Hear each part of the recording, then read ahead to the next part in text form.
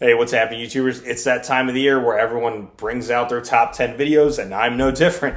So today I'm going to go over my top 10 McFarlane Toys DC Multiverse Figures of 2023. And unlike years past where I've only had one list for everything in the line, this year I decided to break it down to two separate videos. One video showcasing the top 10 Batman figures in the line, because it's no secret that the company produces an abundant amount of Batman figures, and the other list consisting of other characters in the DC Multiverse line. But y'all know how I like to do it. I always start with honorable mention first, and since we're in December nearing the holiday season, I thought what better way to show honorable mention than to these Batman Santa figures, the gold label exclusive to the McFarlane Toys website. They were a nice reuse of the Endless Winter body with a nice twist to it, making him into Santa. But yeah, shout outs to Batman Santa. Anyways, let's get started with the top 10 list. Kicking the list off at number 10, we have Ben Affleck Batman, the Flash movie version. Now hear me out. Yes, the head sculpt was not it.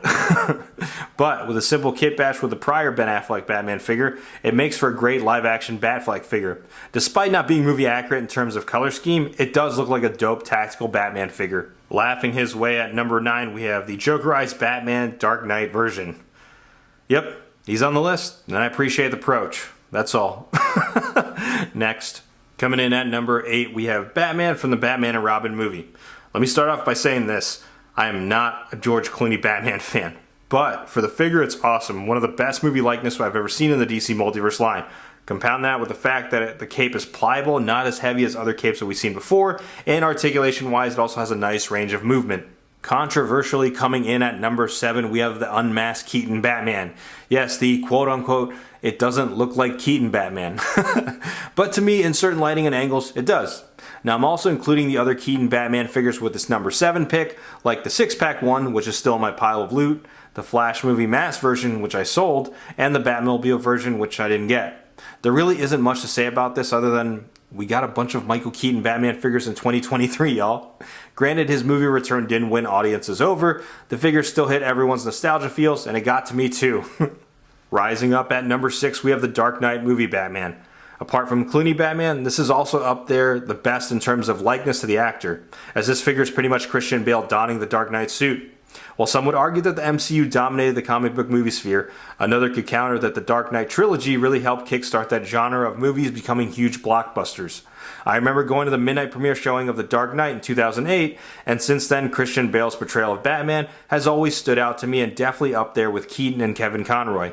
McFarlane Toys did justice with this by bringing that movie design to life in figure form. Climbing in the top 5, we have Hush Batman, both versions, but right now I have the blue and gray displayed. But it seems like the last couple of years, Hush has been the go-to for DC license holders to make figures of, most notably Mafex, and now McFarlane Toys.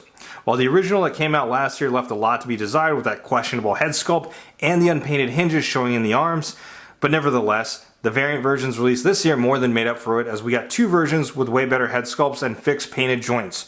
I know Mafex definitely has a deep catalog with Hush comic book figures, but McFarlane Toys isn't far behind for a retail and domestic version. These are definitely a great alternative, especially at a lesser cost.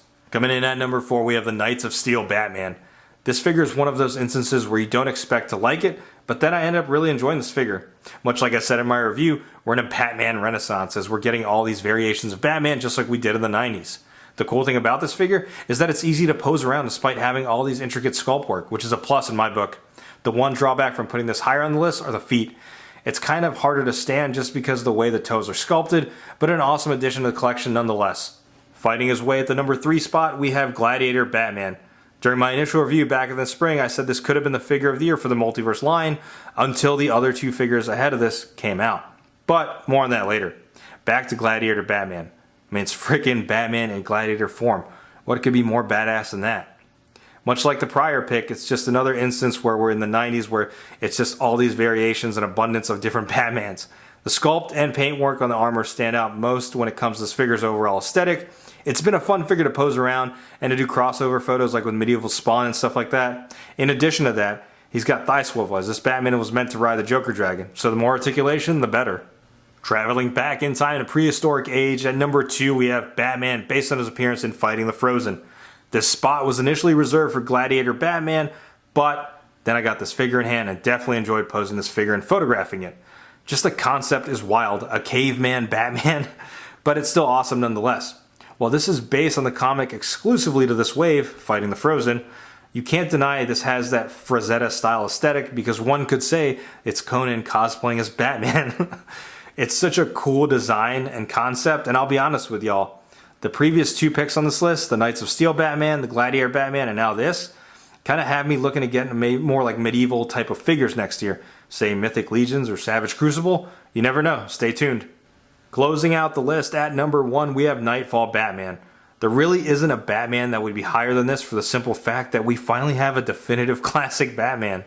While this isn't Golden Age version or anything like that, it's from the Nightfall storyline but still holds true to the classic Batman aesthetic. This Batman is universally liked by other collectors in the toy community, and some who don't even collect McFarlane toys certainly appreciate the figure. For me, I dig it. But then again, I dig a lot of Batman figures. And this whole list is Batman figures. Anyways, ultimately this spot is shared with the exclusive version as well. And it's a sentimental pick as I was able to get this by way of the ACBA crew helping me out acquiring this at San Diego Comic-Con. The exclusive version essentially takes everything that's great about the regular version and takes it to another level just because the paint deco adds more to the sculpt work and brings the Nightfall comics to life. Truly one of their best Batman figures ever in the line so far. So there you have it, YouTubers, my top 10 McFarlane Toys DC Multiverse Batman figures of 2023. The operative word being my top 10 list.